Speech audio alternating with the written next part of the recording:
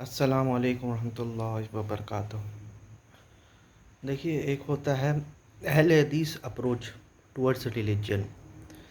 اہل حدیث approach toward religion کیا ہوتا ہے کہ آپ جو ہے ہر چیز جو ہے وہ حدیث کے پوائنٹ آف ویو سے اسلام کو آپ سمجھتے ہیں۔ آپ کو ایسا لگتا ہے کہ جیسے رسول اللہ صلی اللہ علیہ وسلم نے سمجھایا ویسے ہی تو قرآن کو سمجھا جائے گا، یا ویسے ہی دین کو سمجھا جائے گا۔ تو اہل حدیث اپروچ آف ریلیجن یہ ہے کہ حدیث جو ہے وہ لاسٹ اتھارٹی رکھتا ہے ریلیجن میں۔ اس لیے آپ دیکھیے گا کہ ہمیشہ اہل حدیث جو ہے حدیث کے اوپر جو ہے زیادہ ترجیح دیتے ہیں۔ بولتے ضرور ہے قرآن اور سنت، لیکن ان کا ڈیسائیڈنگ فیکٹر جو ہوتا ہے وہ حدیث اور روایت کے اوپر رہتا ہے۔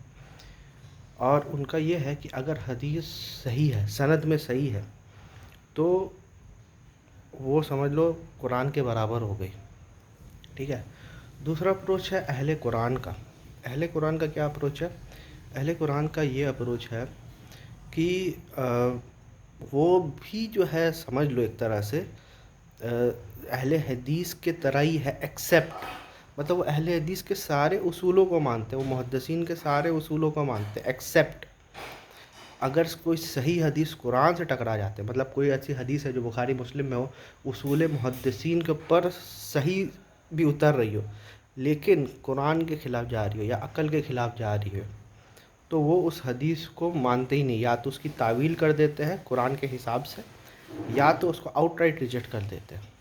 تو یہ ہے اہل حدیث اور اہل قرآن میں فرق۔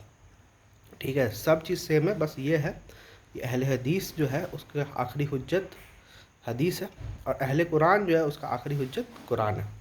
اب ایک اور اچھا، اہل قرآن کا جو ورڈ ہے میں یہ کیوں یوز کر رہا ہوں، کیونکہ یہ ورڈ خود حدیث میں آیا ہے۔ ٹھیک ہے، سنن ابن ماجہ حدیث نمبر 215 میں یہ چیز ہے کہ رسول اللہ صلی اللہ علیہ وسلم یہ بات فرماتے ہیں کہ جیسے ہم لوگ کے اہل و عیال ہے ویسے اللہ کے بھی اہل ہے۔ تو صحابی نے پوچھا کون یا رسول اللہ، بنی یا رسول اللہ صلی اللہ علیہ وسلم؟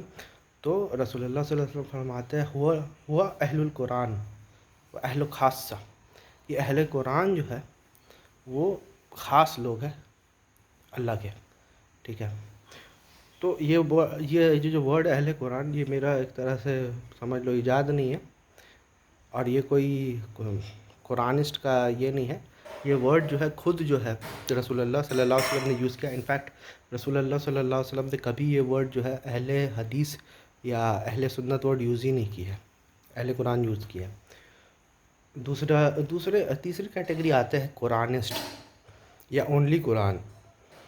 یہ لوگ کا کیا ہے یہ لوگ بولتے ہیں کہ میں صرف قرآن کو مانوں گا، Quran is the only source of religion in Islam, باقی جو جتنی بھی حدیث وغیرہ میں کسی کو نہیں مانوں گا۔ ان میں اور اہل قرآن میں، حالانکہ یہ لوگ بھی اپنے آپ کو اہل قرآن بولتے ہیں لیکن، اور زیادہ تر جو ہے اپنے آپ کو قرآنسٹ بولتے ہیں، لیکن ابھی ٹائم آ گیا ہے کہ اہل قرآن اور قرآنسٹ میں فرق کیا جائے۔ جیسے اہل سنت اہل حدیث میں فرق ہے، سنت اور حدیث میں فرق ہے، رسول اور نبی میں فرق ہے، قتال اور جہاد میں فرق ہے، اسی طرح سے اہل قرآن اور قرآنسٹ یا قرآنیون میں بھی فرق کرنا اب چاہیے۔ اس لیے کرنا چاہیے کیونکہ اہل قرآن یہ بولتے ہیں کہ قرآن ایک ہی جو ہے جو واحد سورس ہے ریلیجن کا، اس کے علاوہ کوئی سورس ہی نہیں ہے۔ حدیث کو تو لوگ سرے سے ہی نہیں مانتے۔ ٹھیک ہے، اب میں یہ نہیں کہہ رہا ہوں کہ لوگ صحیح کرتے یا غلط کرتے، میں صرف بتا رہا ہوں کہ وہ لوگ کا کیا انٹرپریٹیشن ہے۔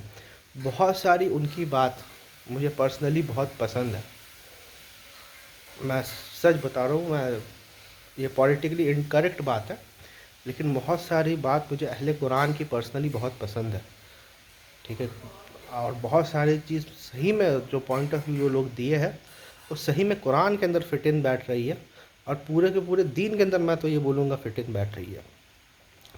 اچھا، مجھے قرآنیون سے یا جو صرف قرآن اونلی قرآن والے جو لوگ ہیں ان سے میجر اختلاف یہ ہے کہ ایک پوائنٹ پہ آ کے ان کی بھی جو انٹرپریٹیشن ہے قرآن کی وہ اتنی ہی ایبزرڈ ہو جاتی ہے جتنی جو ہے آپ سمجھ لو جو ٹریڈیشنل انٹرپریٹیشن ہوتی ہے۔